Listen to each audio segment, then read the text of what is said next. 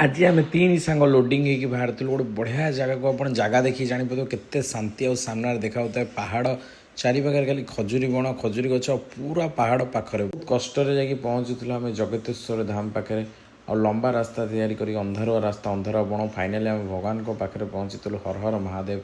बहुत सुंदर जगह था राति लाइटिंग नजारा भी बहुत सुंदर था। प्रथम गोड़ धोई देते मंदिर एंट्री तापर देखी बाबा गोटे स्टाच्यू था जोटा बहुत सुंदर होता मंदिर में फ्री आमको तिलक लगे देते आ भर किसी देखला भाया लाइट दृश्य भी था झरणा फरणा दृश्य भी था जोटा कि बहुत सुंदर लगुला।